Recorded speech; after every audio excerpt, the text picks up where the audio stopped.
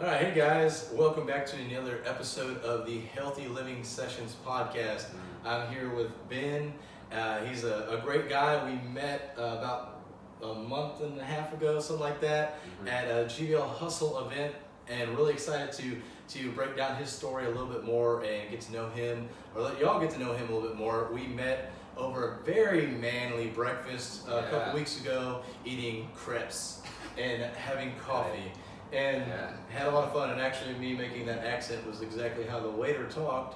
I guess he was just trying to be funny. He was a pretty funny dude, but he talked like that a lot. But anyways, Ben is from out of state, moved over here like a lot of people in the Greenville area, so really excited to break down who Ben is and let y'all get to know this guy a little bit more. Also with our manly attire, as you can see, we have some flowers and a luscious lawn right there. It's almost spring, man. I'm calling it into action. I'm manifesting it. Exactly, that is awesome. Manifesting it.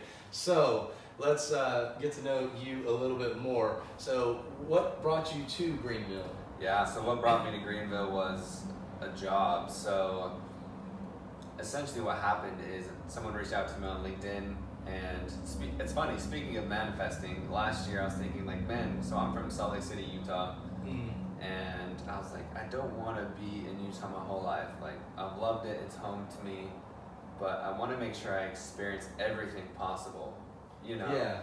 And so someone reached out to me on LinkedIn, and I was in a relationship with a girl at the time, and for some reason I was just like, this is kind of weird timing, I'm not sure what I think about it, but I was like, let's give it a shot. Like, it's a promotional opportunity to come to a new state, like, what's the best that could happen, instead of thinking what's the worst that could happen. Let's see. And so I interviewed on the phone a few times, and then they called me out here, and it just worked out, and it keeps getting better, dude. I just surrendered to life and wanted to let all the good things happen to me instead of getting in life's way. Surrender to life. I like that. Yeah. Let's unpack that a little bit more. Explain just a little bit more. I know you did explain a lot of it, but explain a little bit more about how you surrendered to that life. What brought you to that point to decide to surrender? Well, it was one of my friends. He actually gave me the advice, so I'm not going to take credit for it, but it's a meditation and yoga thing, even where it's just like surrender. Like meditation, you just observe your thoughts. Yeah. And so for me, it was like, he gave me the advice of, dude, like, things are trying to like work out. Like, they really are working out for you. You may not understand it or see it, but things are really going according to whatever plan is supposed to happen to you. Just let it happen. I was like, all right, bro, whatever you say. And that wasn't easy for me because I consider myself an achiever and a manifester, someone who really goes after it and gets what I want. Like, for real, like anything I put my mind to, I've gotten. So it was weird to like sit back and just say, okay, where am I supposed to be? Yeah, that is so hard, especially in today's time where you can go on Amazon, order something, and 2 days later, that's a good point. It's at your door. Not even like, oh, let me go to the post office now. Like, it's at your door. Like, so yeah, it's so hard to do that. Like, like I said, especially in today's time. So let's talk a little bit more about what brought you from Utah to here. I mean, that's a huge change. Yeah, a very different environment. Yeah, it's just the job, dude. The job. That was it. So the job inspired it. I took it. I got a cool director spot at a finance company here, and I've been in finance. I grew up professionally in finance and leadership and managing people, and it was just an oddly good fit. And so far it's been great. I've been here for a month, and I've loved it. And people ask me back home, like, hey, you homesick yet? And I was like, no, like, it could be because it's only been a month and it feels like a long vacation. And maybe after a few months, I'm like, oh, I miss the mountains, because the mountains are insanely gorgeous. Like, oh yeah, you just like look up and it's like, boom, it's like a wall, but for me, what keeps me grounded are my rituals and routines. Like, I still work out, I still wake up early in the morning to, do reading, journaling, all that fun stuff. And, my like podcasts and my content that keep me grounded.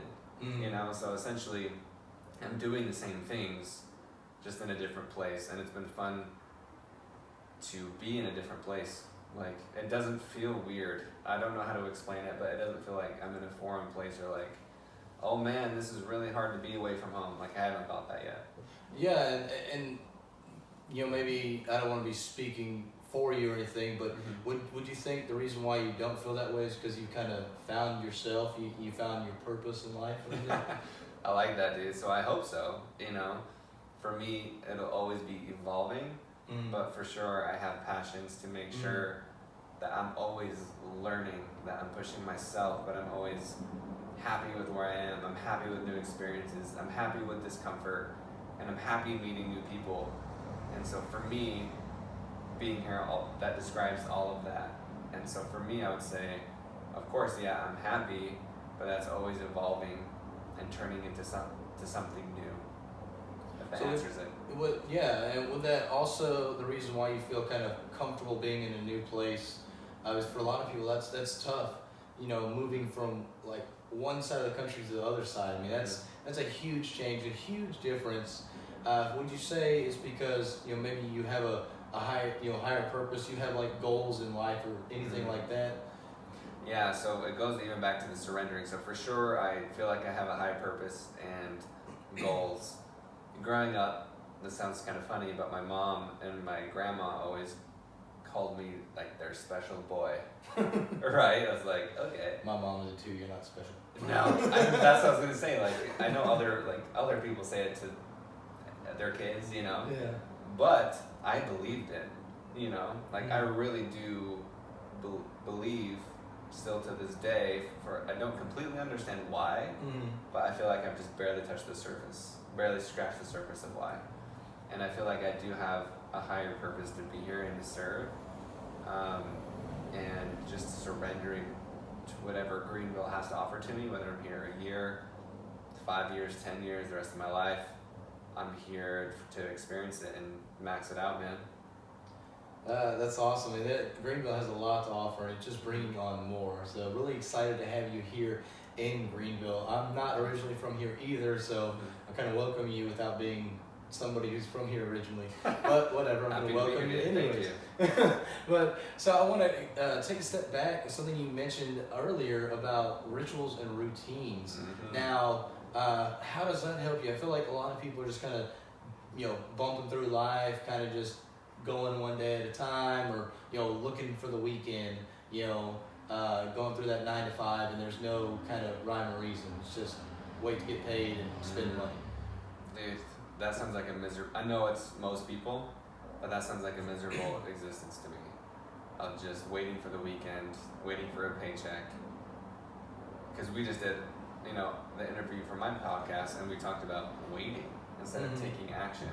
Yeah. Oh, dude, I won't get into that. But yeah, that just sounds just so like, you're not fulfilling, like you're not like living your life by design, you're not doing what you want.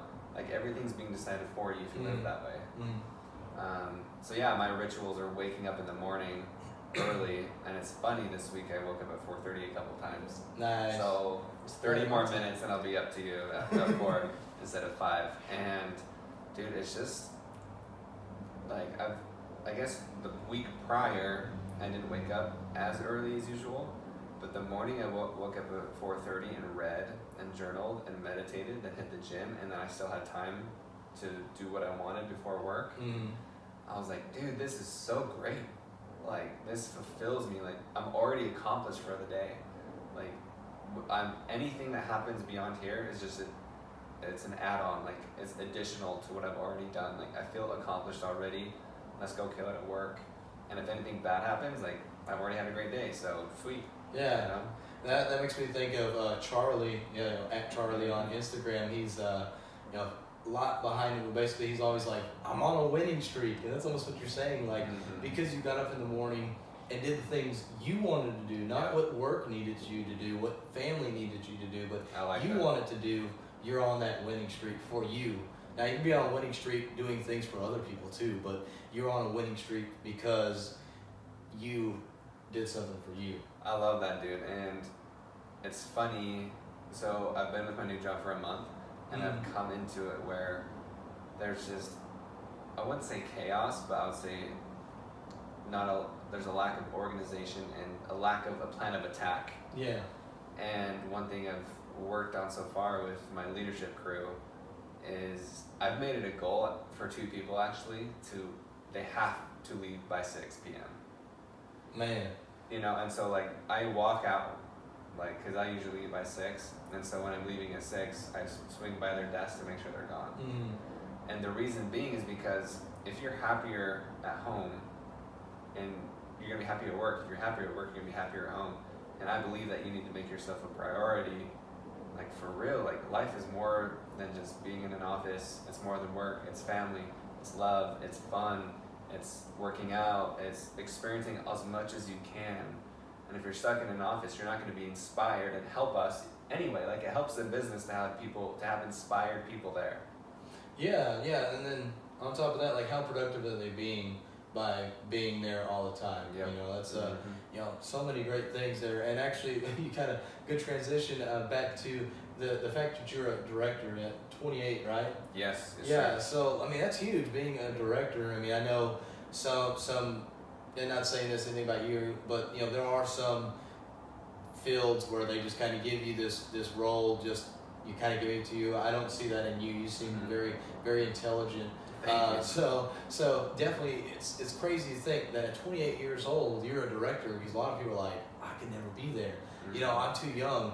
And yet, here you are. 28 is not old by any means. So what kind of advice would you give to somebody who's even, I mean, you could even be a little bit older, who thinks that, I've got to wait another 10 years before I get a director.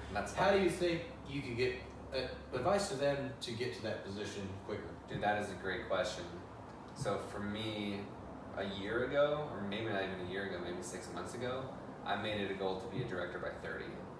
And it's funny that it happened just a few months later. Wait, so you manifested this? Dude, I manifest the shit out of things, bro.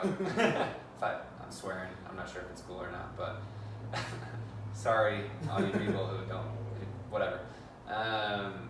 Yeah, so advice for people. And I do, for part of me, it's situational. I was put in the right spot. So I was 19, right? So yeah, I think I was 19, and I started at this company that I was employee number 50. So I was in basically a startup with 50 people.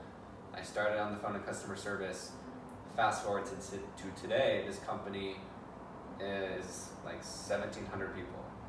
Yeah, so a lot bigger. So from 50 to 1,700 people, and probably is about 100 million in revenue, and last year to 2 billion in revenue. Wow. So for me, I got to get a lot of experience. I'm watching people fail, watch people do things well, myself failing, myself doing well. And so there's a lot of like fortunate circumstances that I came upon. However, I took the action, right?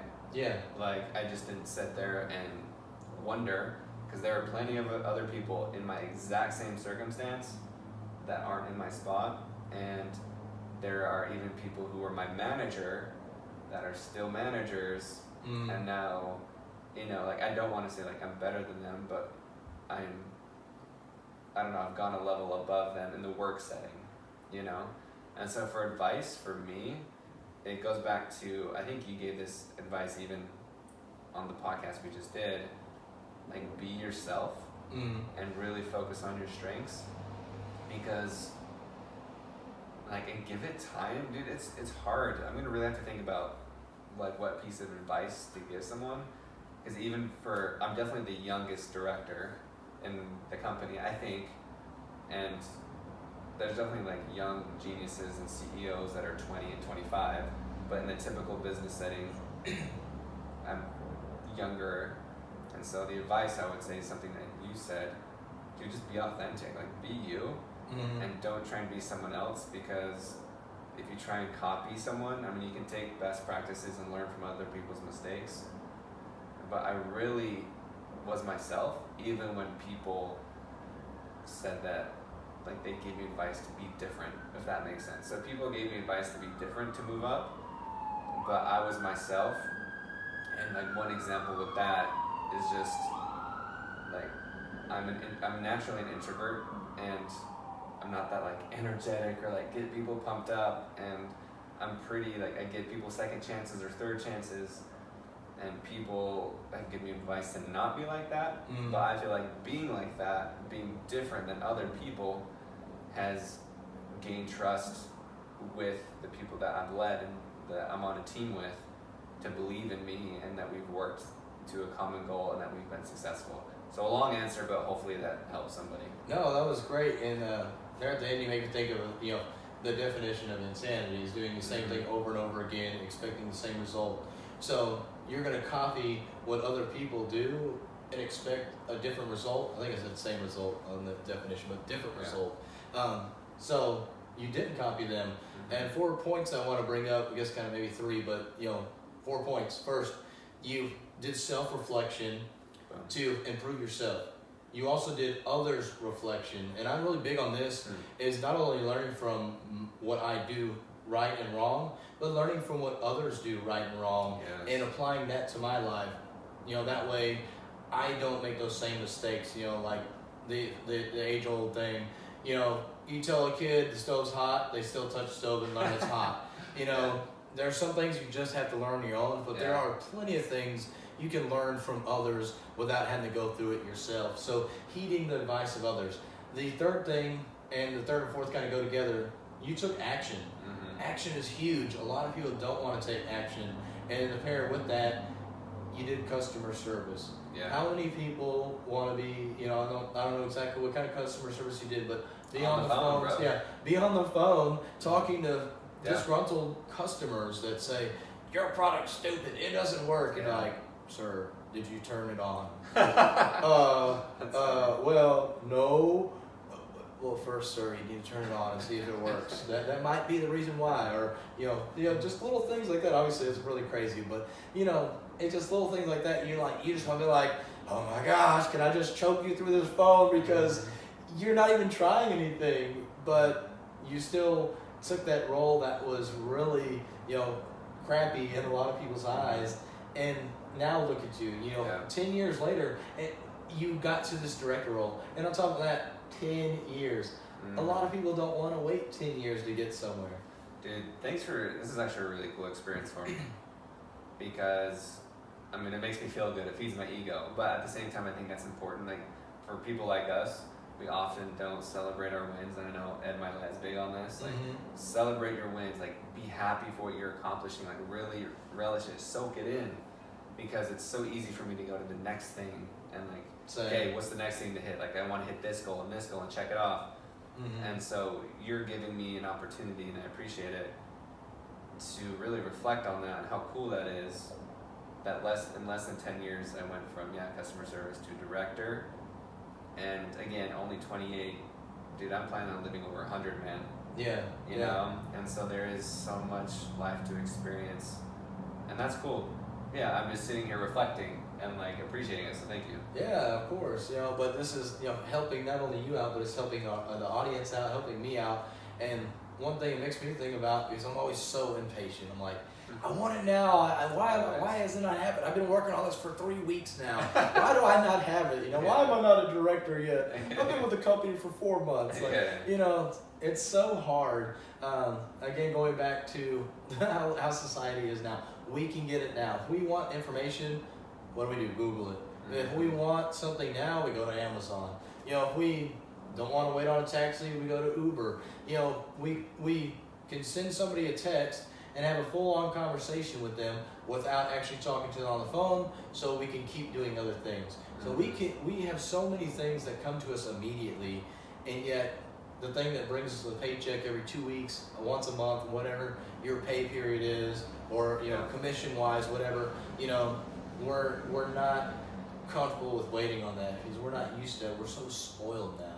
So, your story telling us it took you 10 years to get that director role, starting as a customer service employee, that, seems, when you look at it from the outside perspective, customer service, now you're the director of customer service, that totally makes sense, but we didn't see the 10 years. And when you think about it, 10 years, nobody wants to stay somewhere for 10 years, first of all. Yeah. But second of all, nobody wants to stick to something for 10 years. Mm-hmm. And, there's so many really wealthy people or people that are just really successful with whatever they do that it took them a decade like that.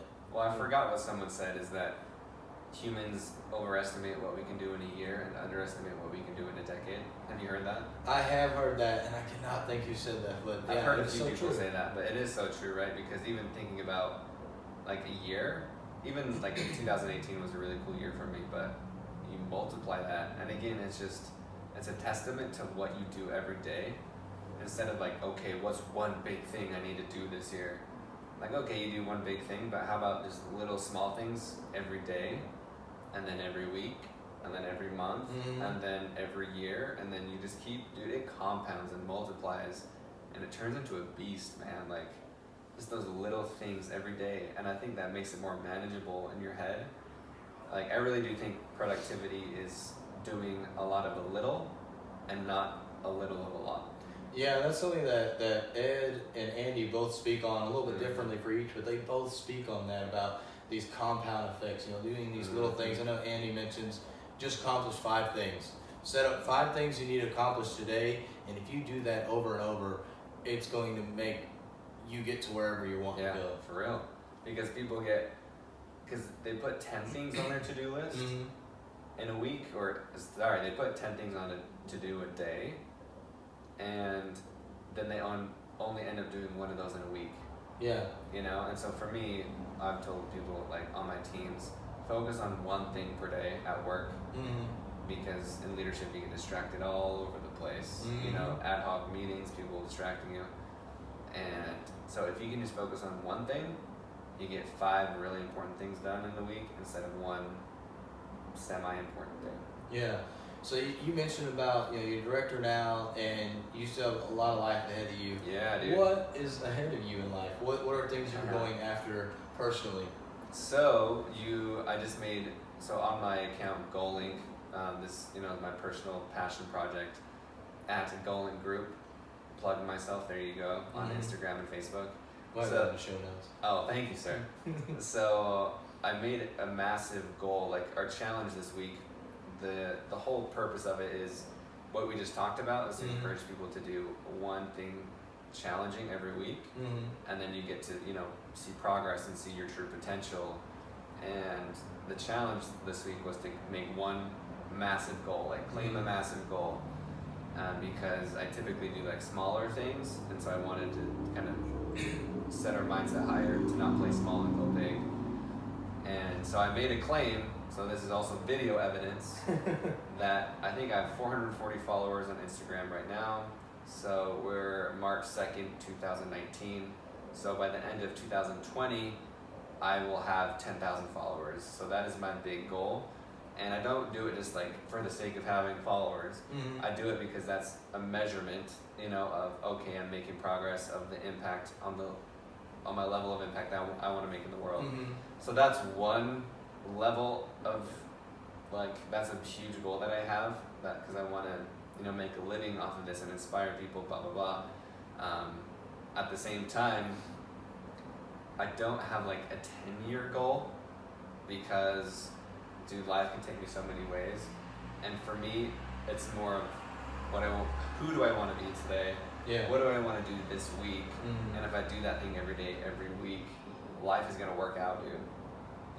And so it's a weird balance for me of, and we talked about this, like even moving here with my decision, manifesting and achieving versus knowing things are going to work out. It's just that trying to find that harmony. For sure. And so I want to break this down. So with your goal, I think it's so important for people. A lot of times people say, something like, I want to get rich. Yeah, what does that mean? And what does that mean? When is this going to happen? So when setting a goal, and I've mentioned this before on my podcast with just me, but I want your input to see what you think about it, because when you set this goal, you said you wanted 10,000 followers. You're very specific about this goal, 10,000 followers. And then you said a time frame, which was the end of 2020. Yes, sir. Obviously, the end of 2020 is like December 31st, 2020. So very specific on that date. And then you also had a purpose behind it. And that's something I didn't mention when talking about setting up goals, but you had a purpose behind this goal. So it wasn't just, oh yeah, I want 10,000 followers by this date, okay, cool. Boom, we're gonna go after it. But you have a purpose behind it as well. And having that purpose behind it, that it's not so, now I can get the swipe up feature on Instagram, but that you want to be able to. That is true. Yeah, but you want to be able to impact more people, and the only way you can do that is by having more people follow you. So I thought that was really powerful. So would you agree that's the best way to make a goal, is to have all those, a specific date, obviously a specific goal, and then also a purpose behind it. And by specific goal is saying 10,000 followers, not I want a bunch of followers, is what I mean by specific. Yeah, so I think I'm huge on goals, and I didn't even, when I made that goal, I didn't think about it how you just laid it out. Like, I didn't make it that practical. But thinking about it, I would agree with you that a lot of people have heard of SMART goals. I think that can get a little bit too intricate. Of just trying to make a goal. I think goals should try to be simplified. And so I think that's a good way, dude. Maybe we should start, like, I don't know, maybe we can go on the road and teach people how to do this, and write a book or something. Ben and Phil, here we go. Coming to a town near you. Nice, I like that. Ben and Phil. But yeah, so I like that though. So specific, right? And then specific means like what's the number you're doing, make it measurable, and by a time date. And then I think the purpose thing is really important, that I've never really thought about that. Like, it's the why behind it, right? And if you're big into this arena and you watch a lot of people, the why is really important. Yeah. And so the purpose, like what fulfills you, why are you doing it? Yeah, and the thing is, it's greater than you. It's not just about you. There's no problem with having personal goals, but if they're simply, one I think of, we're talking about our healthy living sessions, we think about getting that beach bod. Why are you doing that? It's for selfish reasons, because you want to look good for other people. In that case, it needs to be for you, because if it's just about for other people, then whenever you're not around other people, it's not summer anymore, so you get fat again, Yeah. So if you do it more for yourself, like, hey, I want to be in amazing shape because I want to look great for my wife. I guess that's not really personal, but still, it's your loved one. You are one, or you want to be in great shape. So that way you can enjoy time with your family and friends and kids. That is still personal. It also is external as well, but there's more purpose behind it than just the whole, I just want to look good for people. So that's a huge thing when it comes to making goals, is making it, it can't be about yourself, but also about others becomes an even stronger goal when it's somebody that you love so much, that's so dear to you, or, that's like just a huge passion for you. So it does kind of come back to you, because it's a passion of yours to spread good news to people, to help them be better in life. But, it's also helping others. It's also a purpose for others as well. That's right, dude. It's the perfect mix, and that's why I like doing what I'm doing, is because it holds me accountable to really deliver, because we won't get into how the whole account's set up, but just really I promise myself, and therefore I promise others, to deliver content and these challenges every week. And it makes me better because I need to do the challenges and the exercise. Like, I want to lead by example, but then also to hopefully that other people can relate to that content and be inspired and take action from that as well. For sure. So one thing I want to ask real quick, going back to your work a little bit, what's one piece of advice you give to people about their finances? Obviously in America, we're really struggling with using a credit card for everything. And then worry about paying it next month, or maybe not even next month. Yeah. What's one piece of advice you'd give to people in general? Dude, the most important, this might sound so simple, but really stay out of debt. Like, of course, you might say oh, well, you have a house and a car.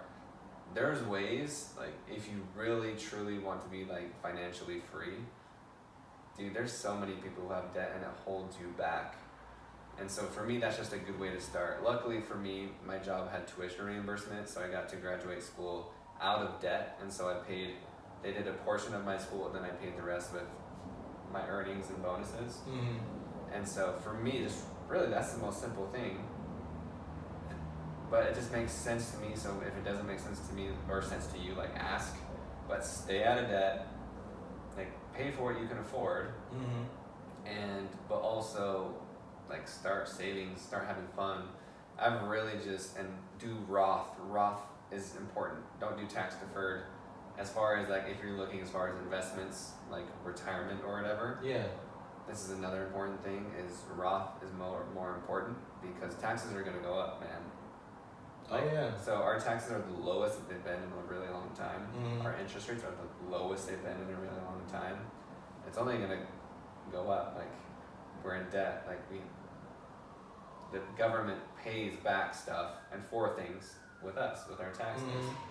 And if you're watching this, you're an achiever, you're gonna make more money and therefore be taxed more in a higher tax bracket. So choose Roth, you wanna pay taxes now. So do you know much, does that make sense to you? Do you know about? Yeah, I know about it, but I know our audience may not know about it. Okay. So this is a Roth IRA we're talking about. Yep. And so there's the Roth and traditional. Correct. Roth is after tax, traditional is before tax. But now you mentioned about how to do the Roth, but you're paying after taxes, but you mentioned also we have a higher tax on us right now because we're making more money now than we probably will when we retire, because hopefully we're not working when we retire. So why the Roth over the traditional? So because I know that I'll be making more money when I'm older. Ooh. So for me, right, like I still don't want to, like, whether it's 50,000, 100,000, a million, I want to be making more when I'm older. Each year I want to be making more. So it's like, for me, I just know for a fact it's a no-brainer. I will be making more money. And you should look at, I'm going to send you this book. I think it's called I'm not sure if it's The Power of Zero or Getting into the 0% Tax Bracket. I just read this book, but it essentially says that you will pay more in taxes than you think with Social Security, and like when it's time to retire. And here's another thought. So I assume a lot of people are, in their 20s watching this, or even 30s, and like we are going to live past, like, people are going to retire at 65, maybe. Dude, like I said before, you're going to live in your 80s or 90s. If you think you can live off 500,000 or even $1 million, you're mistaken. Divide that by however many months. I can't do that math, but divide it by 100 months. That's not a lot of money every month, dude. And Social Security, okay, you get $1,000. That's nothing, especially in the future with like inflation. That'll take 40% off of what you earn. So for me, it just makes more sense to, like, I'm gonna pay taxes now because taxes are lower than I think they will be. I think taxes are gonna be higher because, one, the government is going to need to pay back money because we're in debt. They tax the high earners, which will be me, which is me, and I will be earning more money. So to me, that's why I do Roth. Yeah, I mean, that totally makes sense. And I love that you say, because I'm gonna make more. Most people think, because, when I retire, I'm not gonna make any money, so why not do traditional, because then I'm in a lower tax bracket. But you're like, no, I'm gonna make more. So there you go, manifesting again. You're making more money. So if you're very ambitious and eager, you should just go ahead and pay the taxes now. Like you said, like, these things, they're getting taxed more, and they might then be actually physically getting taxed more when you take the money out. But inflation, like you mentioned, that kind of behind the scenes thing, inflation's a beast, bro. Is taking that money out. And you're right, $500, $1 million is not a lot of money at all. It's not. A lot of people think being a millionaire is it. Like, no, like, you're supposed to be like a 100 millionaire, like, in order to be well off. To be totally, I mean, it depends when you retire. Like, I won't retire when I'm 65. Like, I'll work forever, whether it's in charity or my own business, whatever.